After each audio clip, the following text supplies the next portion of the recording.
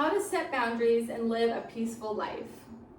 Life before I had healthy boundaries was overwhelming and chaotic. I am a people pleaser by definition, and holding boundaries has always given me deep anxiety. What if my friends, family, and coworkers don't like my boundaries? What if I upset people? These questions plagued me, and I lived a very anxious lifestyle. But after reading Set Boundaries, Find Peace, A Guide to Reclaiming Yourself, I learned that boundaries are important and healthy. Now I have peace in my life, and I know that I will not be able to please everyone, and that's okay. This speech will give you the tools you need to do the same. Here are some signs that you need boundaries in your life. You feel constantly overwhelmed. Time is an afterthought, and our well-being is the price. You feel resentment towards others. This can look like you feeling taken advantage of, feeling frustrated, irritated, annoyed, and bitter. You avoid phone calls and interactions with people you think might ask for something.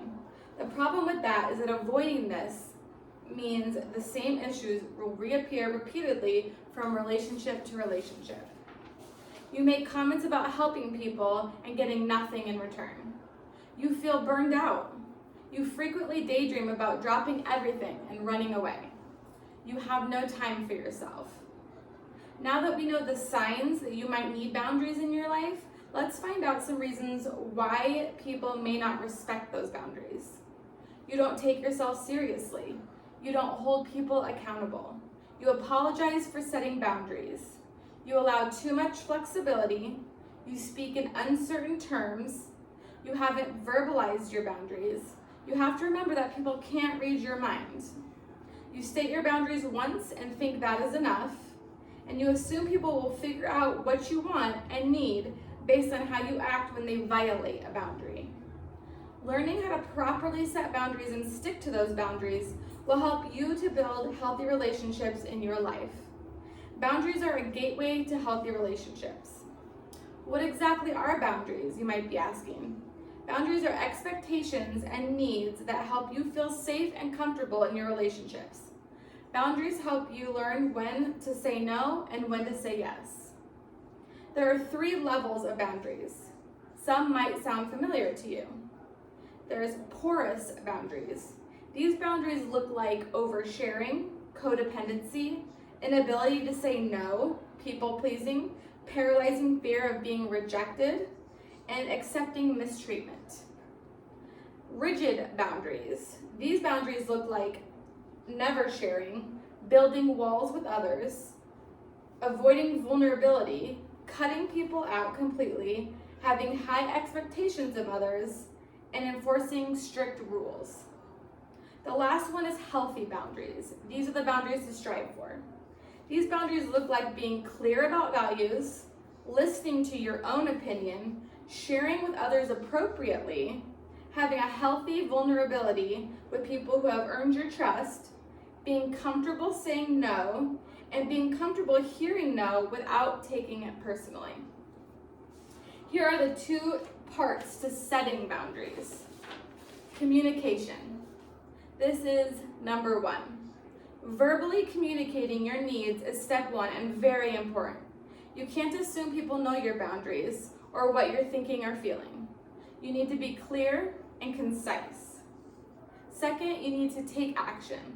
Now that you have communicated what you need or how you feel, you need to uphold what you've communicated through your behavior. Honoring your boundaries through action is the only way people will understand that you're serious. Putting in the work to make sure your boundaries are respected is key. Getting pushback when setting boundaries is something that people often worry about.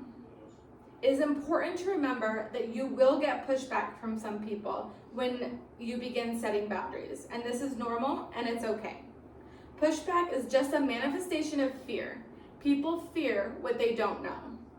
Just remember that although people might have pushback at first, if they respect you, they will respect the changes. It may just take them some time. Here are some common ways people might respond when you share your boundaries. They might push back. They might test the limits. They might ignore them completely or rationalize and question them. They may get defensive. They may just completely ghost you. They may give you the silent treatment, or they may accept them. If you do get pushback, remember to acknowledge that you hear the person's feelings and their concerns, but you restate the boundary that you initially set. Areas we commonly need boundaries: family, work, romance, friendships, and technology. There are some steps to successfully communicate a boundary. You need to be as clear and straightforward as possible. Directly state your need or request, or say no. Ask for what you need and what you want. Understand that you might have discomfort as a result of setting boundaries, and that's okay. It will get easier with time. It's very important to teach kids to have healthy boundaries. As adults, that's something that we need to make a priority. Adults often forget that children need to be able to set boundaries for themselves. Children should learn that having boundaries is healthy for them. This will also set them up for success as adults. Examples of boundaries that kids might set with you. Can you stop saying mean things about Dad? You don't pay attention to me. Why don't you listen to me? I don't want to give you a hug. I need you to put your phone down and spend more time with me. I don't like talking to Grandma. She's always mean to me. It's important to listen to children's requests and honor their boundaries whenever possible. I wrote down some important things that I got from this book that I really just feel like you could put up and you could look at them whenever you need to reevaluate boundaries and be able to set them. So the first one is boundary statements. I want statements. This might look like, I want you to ask how I'm feeling instead of assuming. I need statements. I need you to call before you come over. And I expect statements. I expect you to return my car with a full tank of gas. This is great to just put up and be able to look at whenever you need a refresher. The second one is what to do when someone violates your boundary. You can restate or revisit the boundary. You can reduce interactions with that person. You can issue them an ultimatum, or you can accept it and let go of that relationship. Just remember, accepting and letting go is okay. It is difficult at first, but sometimes it is needed. When a relationship ends, it is okay to grieve the loss of the relationship. You can cry, be angry, feel sad, whatever you need to feel. Practice self-compassion. It's not your fault. Engage in radical self-care. Go out of your way to take care of your mental health and physical health.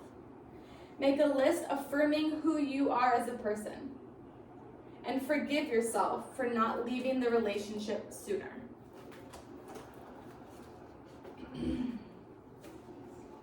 Now that I've explained what boundaries are and how important they are to your well-being, you are well on your way toward healthier boundaries. Don't forget that boundaries are a form of self-care. The boundaries you set will be well worth the discomfort you may feel at first. Know that you are improving your life, not harming others. Today, we've discussed the definition of boundaries and what they may look like to you. You've learned when you might need to set boundaries, and you now know how to set boundaries in a meaningful and lasting way. This will take work, but your willingness to change is so brave. You got this.